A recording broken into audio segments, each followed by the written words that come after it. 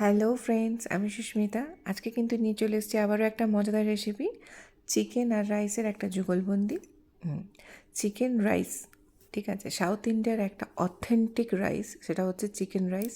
তো এখানে ভ্যারাইটি রকম ফ্লেভারের রাইসের রেসিপি আছে সাউথে, তো তার মধ্যে এটা আমার খুব favourite, south Indian chicken rice. তো তার জন্য যে ইনগ্রিডিয়েন্টসগুলো লাগছে, দেখো, গোটা ধনে, গোটা জিরে, আদা, রসুন, ড্রাই চিলি আর কাশ্মীরি ড্রাই চিলি, এগুলো আমি সাদা তেলে একটু হালকা রোস্ট মানে ভেজে নেবো।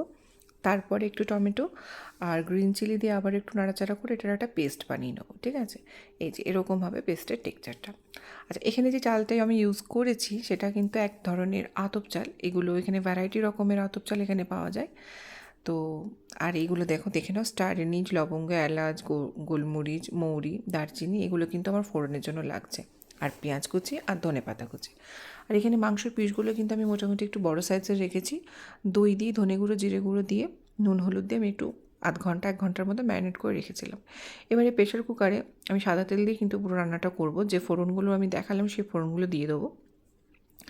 একটু চটরপটর হয়ে আসলে যে পেঁয়াজগুলো আমি স্লাইস করে রেখেছিলাম, খুব বেশি পাতলা স্লাইস হবে না কিন্তু এক্ষেত্রে।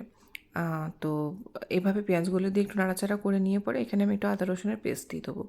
আদা রসুনের পেস্ট দিয়ে আমি ভালোভাবে এই মানে পেঁয়াজটাকে একটু ভালো করে ভেজে টেজে নেবো, কষি টষি নেবো। তারপরে এখানে 1-1.5 মুঠোর মতন আমি ধনেপাতা দিয়ে আবারও একটু নাড়াচাড়া করে নেবো। যেভাবে স্টেপ বাই স্টেপ তোমাদের দেখাচ্ছে ওভাবেই করবে, তাহলে কিন্তু তোমরা বাংলায় বসেই সাউথ ইন্ডিয়ার অথেন্টিক চিকেন রাইসের টেস্ট পেয়ে যাবে, ঠিক আছে। তো চলো, আবার একটু নুন দিয়ে দিলাম যাতে জিনিসটা একটু মজে আসে। এরপরে যে ম্যারিনেট করা মাংসটা ছিল সেটা দিয়ে দিলাম। বিশ্বাস করো, আমরা তো বিরিয়ানির ফ্যান অফকোর্স, কিন্তু বিরিয়ানি এত মানে অনেক টাইম লাগে, কিন্তু এই রান্নাটা তোমাদের কিন্তু আধা ঘন্টা থেকে মানে 30 to 35 মিনিটসের মধ্যে কিন্তু পুরোপুরি কমপ্লিট হয়ে যাবে, সব কিছু মিলিয়ে। তো মাংসটা একটু কষিয়ে নেওয়ার পরে আমি যে মশলাটা পেস্ট করে রেখেছিলাম সেটা দিয়ে মাংসটাকে আমি আর ভালোভাবে কষিয়ে নেবো। এটা কিন্তু একটা ওয়ান পট মিল হিসেবে ধরতে পারো। মানে তারপরে আমি একটু দেখো নুন দিয়ে দিচ্ছি স্বাদ অনুযায়ী। মানে ধরো সময় নেই কিছু করবে, তো তুমি ফটাফট কিন্তু এই রান্নাটা করে নিতে পারো। আচ্ছা, মশলা ধোয়া জলটা আমিও দিয়ে দিলাম এখানে। আর হ্যাঁ, এখানে কিন্তু চিকেনটা না থাকলে তোমরা সয়াবিন দিয়েও করতে পারো, ঠিক আছে, অপশান আমি দিয়ে দিলাম।